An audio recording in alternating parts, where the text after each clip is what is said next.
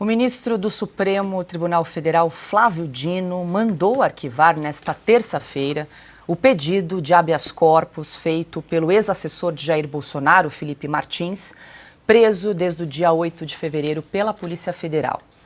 A decisão foi publicada em menos de 24 horas depois do ex-ministro da Justiça do governo Lula ter sido sorteado relator.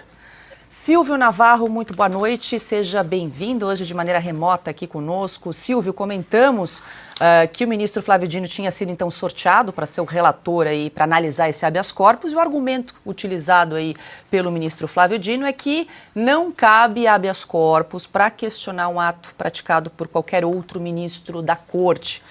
No caso, a gente lembra aqui que a prisão de Felipe Martins foi determinada e mantida aí pelo ministro Alexandre de Moraes. Essa justificativa já foi usada anteriormente por outros ministros do STF para não analisar pedidos de habeas corpus. Quero te ouvir. Boa noite, Silvio. Ali ninguém quer encrenca com ninguém, né, Paula? Boa noite para você, Augusto, meu irmão, boa noite, Pioto, Ana, querida, boa noite para quem nos assiste. Esse caso do Felipe Martins se arrasta no dia 8 de julho, agora, portanto, em pouco tempo, serão 5 meses daquela que é hoje a prisão mais arbitrária e sem nenhum nexo no Brasil. Nenhum nexo. Ontem nós falamos aqui sobre, inclusive, um lado que beira a crueldade de determinadas decisões que partem do gabinete do ministro Alexandre de Moraes.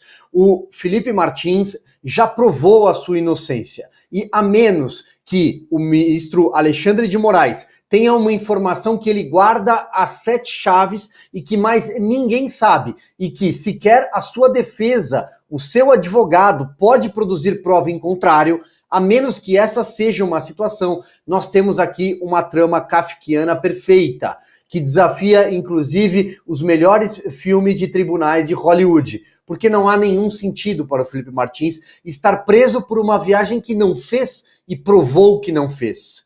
Chega a ser até, olha, nós repisamos o tema, chega a ser cansativo às vezes para muita gente escutar que o Brasil está vivendo uma situação de exceção, e é isso que nós estamos vivendo.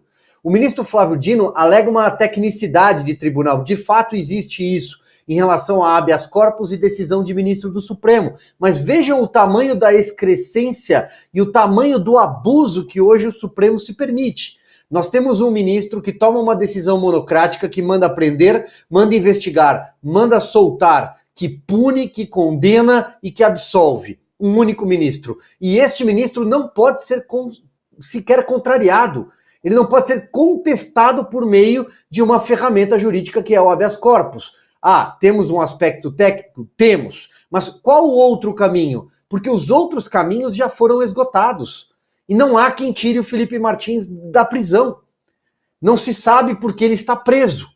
Então, esse é só um caso, Paula. Temos outros. Citamos ontem aqui o Silvinei Vasquez. Esse já vai completar 1 ano preso por causa de uma blitz que a Polícia Federal disse que atrapalhou as eleições, mas quem presidia as eleições, Alexandre de Moraes, disse que não atrapalhou as eleições. Não vou entrar num segundo caso, vamos manter o caso em tela do Felipe Martins, mas o fato é que não há caminhos para a soltura do Felipe Martins. Aparentemente, é simplesmente o desejo do ministro Alexandre de Moraes de mantê-lo preso.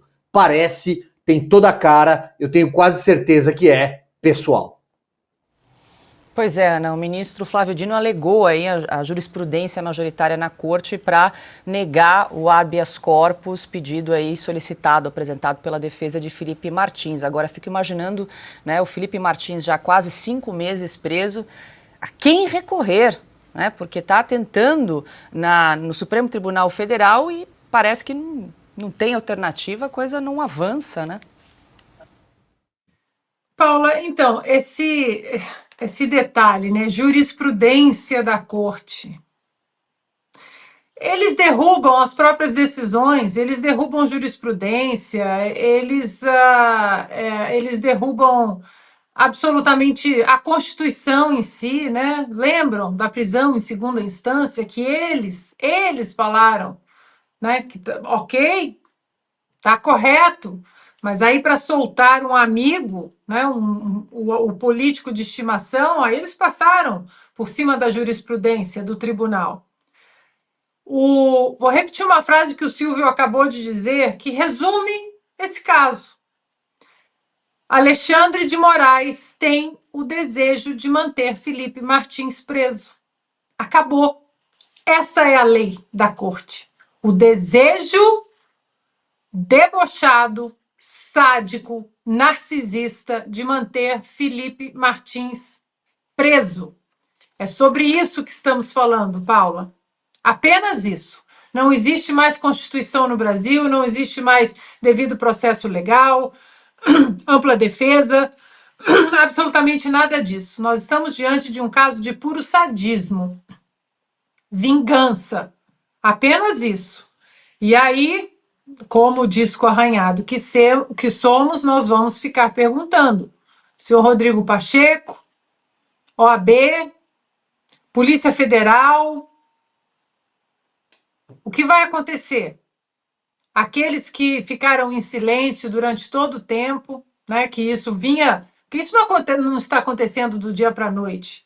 Essa escalada autoritária já está aí há pelo menos 3, 4 anos. Mas agora, né, tem uma parte aí de jornalistas, articulistas, que resolveu acordar do sono de Alice. E agora?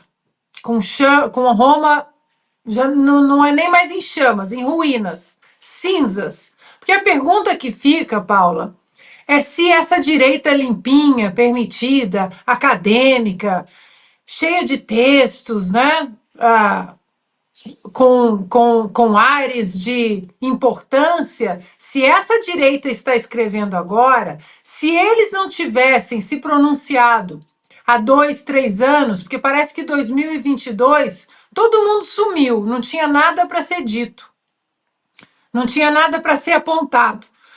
Nenhuma inconstitucionalidade deveria ter sido apontada por esses articulistas, agora celebrados pela coragem. Que coragem!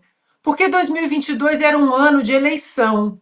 Então, se eu defender o deputado bolsonarista preso inconstitucionalmente, libertado por um indulto presidencial constitucional, se eu defender a Constituição, vão falar que eu estou defendendo o Bolsonaro, que eu vou votar no Bolsonaro, então eu vou ficar quieto. E 2022 foi o ano que todos ficaram quietos, e agora nós temos um monstro sádico chamado Alexandre de Moraes, que mantém uma pessoa presa, uma pessoa que já provou inocência, por puro sadismo, por puro deboche, por pura vingança política. A verdade é essa.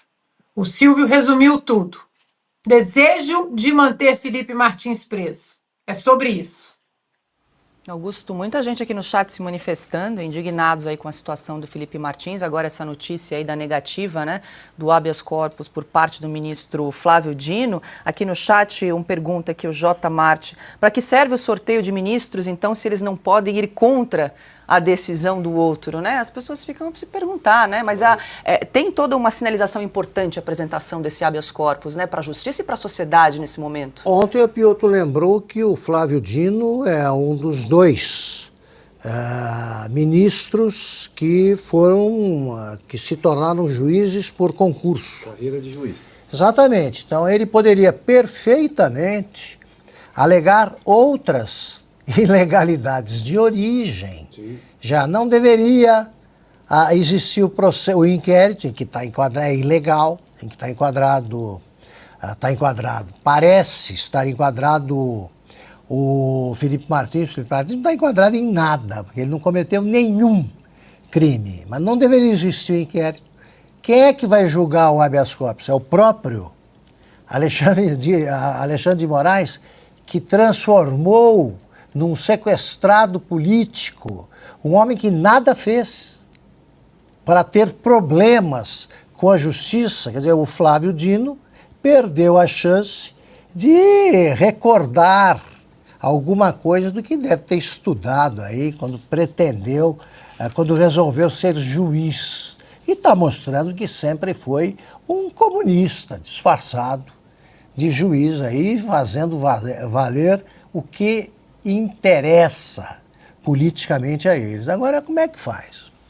Os deputados e senadores não vão voltar das festas juninas.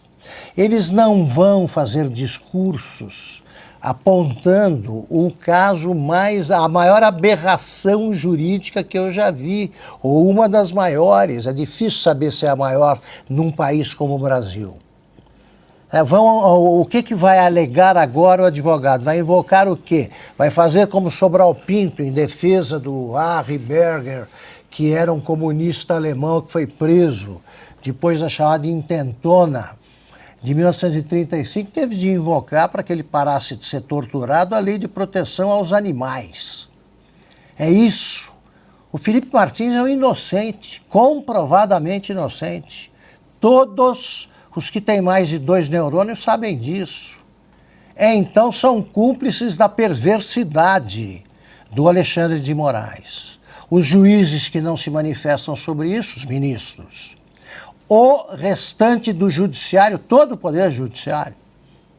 O Ministério Público. O executivo, né, de onde menos se espera é que não vem nada mesmo. O executivo não se espera em nada. Agora, o legislativo tem de agir. Isso é abuso de poder. É um sequestrado que não tem a quem recorrer. E, sobretudo, agora, porque o ministro Alexandre de Moraes também não gosta do advogado que o defende. Este é o Brasil dos democratas, né? É isso. Piotr, só um detalhe aqui, a defesa do Felipe Martins disse que ficou sabendo dessa decisão, dessa negativa do ministro Flávio Dino pela imprensa. Não tiveram acesso à decisão ainda. Como é que ele recorre se não tiver a decisão? Mas vamos lá. E recorrer a quem, né? Esse é o problema, porque eu tenho plena convicção que o Flávio Dino, de formação jurídica e de atuação como juiz, conhece o Código Penal e o artigo 316, que diz o seguinte: o juiz poderá, de ofício ou a pedido das partes, revogar a prisão preventiva se, no correr da investigação ou do processo, verificar a falta de motivo para que ela subsista. Bom, está muito claro. Houve provas apresentadas de que ele não viajou e essa era a razão para a decretação de uma prisão preventiva, baseada no fato de que ele poderia evadir-se. Ele nunca saiu do país, depois, obviamente, de tudo que aconteceu. Decisão monocrática é, por si só, pela lógica, algo frágil e também precário. Até porque o Supremo Tribunal Federal é um colegiado. Se colegiado, uma decisão monocrática é normalmente uma decisão provisória. Ou seja, concessão de um habeas corpus, como dizem os juristas, é um pronto-socorro do direito. O sujeito está lá, pode ser que ele seja prejudicado, concede-se um habeas corpus. Neste caso, já está prejudicado. Aí o Flávio Dino poderia... Bom, há uma jurisprudência aqui no Supremo que a decisão de um juiz, de um outro ministro, não pode afrontar a decisão por decisão monocrática de outro. Bom, tudo bem. Mas ele pode dizer o seguinte: olha, isso aqui é um colegiado. Já que o caso já passa de quase 5 meses, o que já é uma prisão preventiva alargada e a justiça não coaduna com prisões preventivas alargadas sem justa causa, ele poderia simplesmente levar o caso para o pleno. Olha, está aqui, eu não posso decidir porque tem uma jurisprudência. Agora, a jurisprudência não pode ser maior do que a lógica da existência do Supremo, que é um colegiado. Senão, daqui a pouco a gente vai ter, né, um imperador numa ilha, outro imperador numa ilha do Supremo. Teremos 11 imperadores, porque uma decisão monocrática não pode ser afrontada por decisão de outro juiz. Veja como que a lógica não subsiste, não consegue sobreviver 30 segundos no Supremo Tribunal Federal, nesta formação do Supremo Tribunal Federal. Ou seja, não bastasse tudo que a gente já disse da arbitrariedade da prisão, de nenhuma prova cabal, a própria existência do Supremo está sendo comprometida por decisões pouco corajosas ou completamente ilegais, que não atendem à lógica do colegiado e ao que diz o Código de Processo Penal, que é o que baseia a prisão. Então tem que ser exatamente o que pode basear a soltura. Simples assim, ué. Isso é escola de direito, né? Acho que no primeiro ano se aprende isso.